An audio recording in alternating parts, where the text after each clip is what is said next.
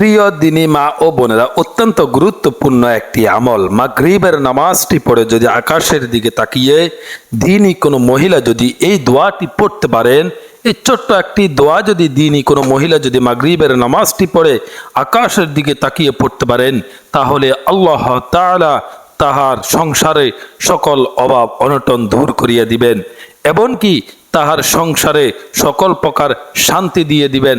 তাহার সংসারে যেই কোনো জিনের প্রভাব আল্লাহ তাআলা ইনশাআল্লাহ দূর করিয়া দিবেন। এরপর দিয়া আল্লাহ তাআলা তাহাকে অবশ্যই অবশ্যই জান্নাত দিবেন। তার জীবনের সমস্ত গুনাহকে আল্লাহ তাআলা মাফ করিয়া দিবেন। এরপর দিয়ে তার মনে যত জল্পনা কল্পনা চিন্তা ভাবনা আল্লাহ তাআলা সকল কিছুকে মুক্ত করিয়া দিবেন।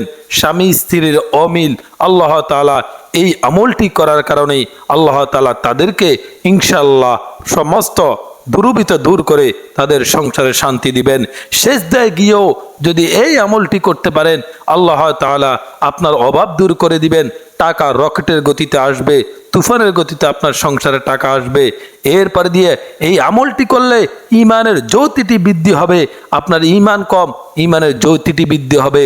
অত্যাচার, কেউ আপনার সাথে অত্যাচারিতা করছে, সেই অত্যাচার থেকে আল্লাহ তাআলা আপনাকে মুক্তি করবেন। এরপরে দিয়ে মাগরিবের নামাজ পড়ে যদি কোনো মহিলা আকাশের দিকে তাকিয়ে এই দোয়াটি পড়তে পারেন, কিয়ামতের ময়দানে আল্লাহ তাআলা আপনাকে অপমান করবেন না। এরপর দিয়ে মাগরিবের নামাজটি পড়ে এই ছোট্ট দোয়াটি যদি আপনারা পড়তে পারেন, আপনি যেই কোনো সন্তান চাইবেন আল্লাহ তাআলা সেই সন্তানটি আপনাকে দান করবেন।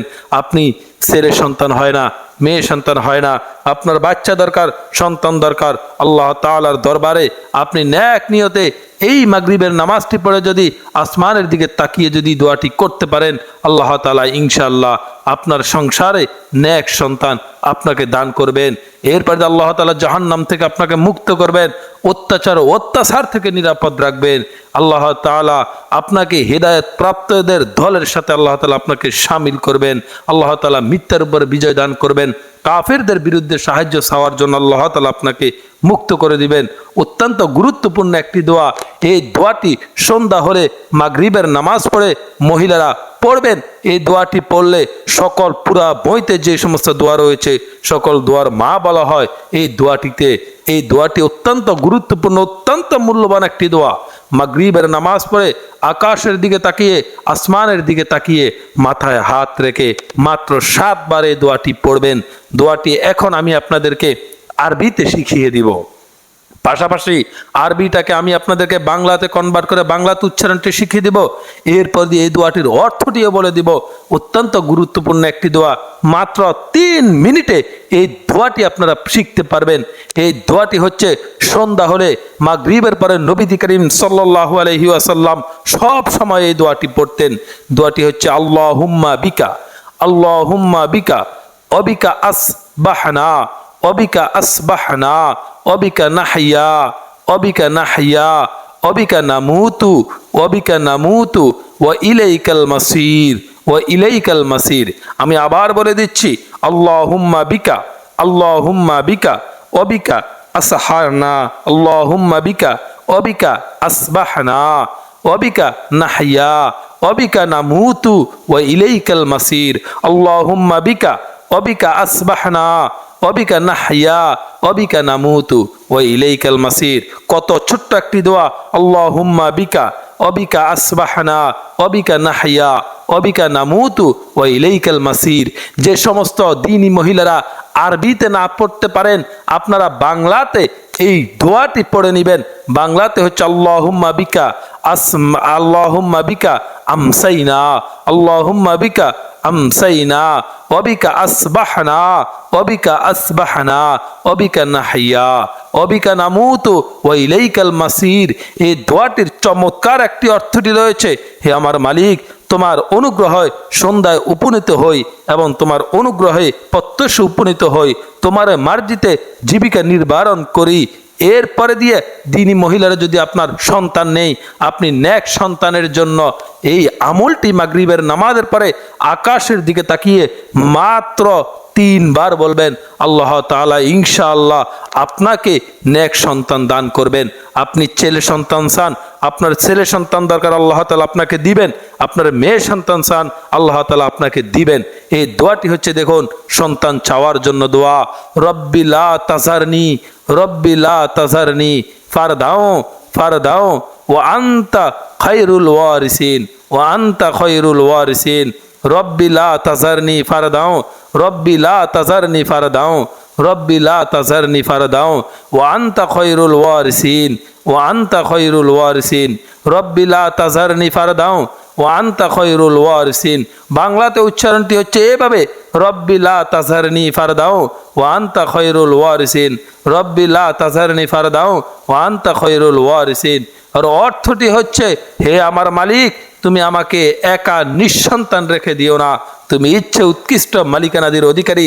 এরপরে দিয়ে ভালো সন্তান চাইবেন কিভাবে, নেক সন্তান চাইবেন কিভাবে, রব্বি হাবিলি মিনাস সলিহিন, রব্বি হাবিলি মিনাস সলিহিন, রব্বি হাবিলি মিনাস সলিহিন। অত্যন্ত গুরুত্বপূর্ণ একটি কথা। উচ্চারণটি বাংলাতে এভাবে, রব্বি হাবিলি মিনাস সলিহিন, রব্বি হাবিলি মিনাস সলিহিন। এরপরে দিদিনী মা বোনেরা, সন্তানের কল্যাণ ভালোর জন্য যে দোয়াটি আপনারা করতে পারেন, রব্বি জালনি মুকিমাস সলাতি, রব্বি জালনি মুকিমাস সলাতি, রব্বি জালনি মুকিমাস সলাতি ওমিন যুররিয়াতি, ওমিন যুররিয়াতি রব্বানা ওয়া তাকাব্বাল দুআ, রব্বানা ওয়া তাকাব্বাল দুআ।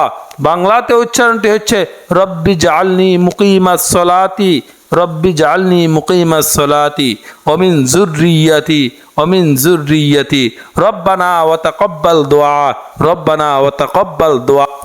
এরপরে দেখুন নবীজি সাল্লাল্লাহু আলাইহি ওয়াসাল্লাম বলেছেন, যদি কোনো মহিলা সূরা দুখানের ফজিলত এবং আমলটি করেন, মৃত্যু থেকে পরিত্রাণ, যে মৃত্যু থেকে যদি কোনো মহিলা এই আমলটি করতে পারেন, মৃত্যু থেকে পরিত্রাণ পেতে সূরা জাসিয়া পড়ে ফুঁক দিলে মৃত যন্ত্রণা হতে রেহাই পাবেন এবং খুব সহজে মৃত্যু হবেন।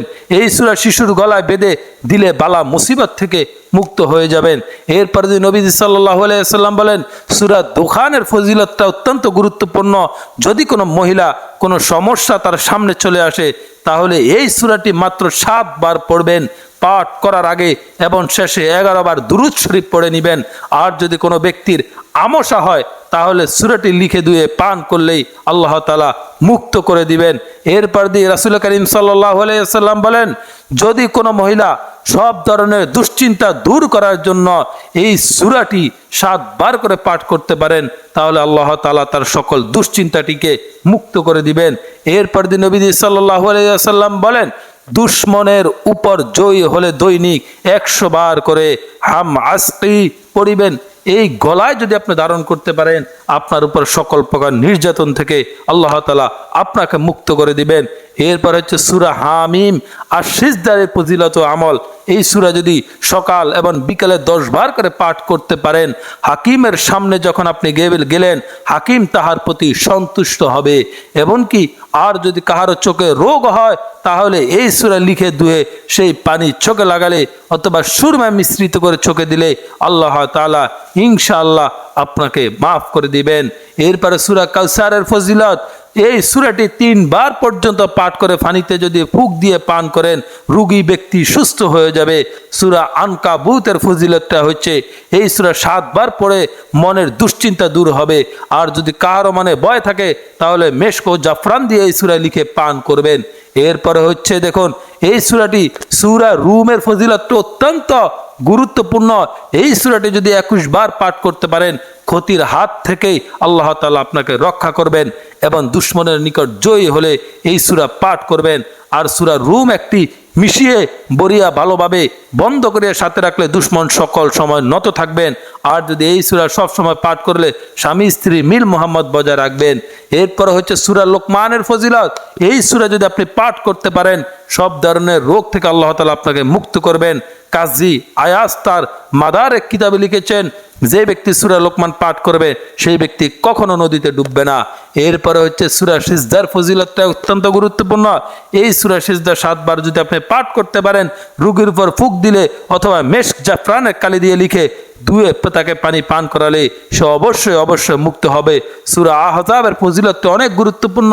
এই সূরা পাঠ করলে নির্যাতিত হতে বেঁচে থাকা যায় এবং দুশ্মনে এই সূরা পাঠকারী ব্যক্তির উপর অনুগত হয়। এরপরে নবীজি বলেন সূরা মারিয়ামের ফজিলত অনেক গুরুত্বপূর্ণ।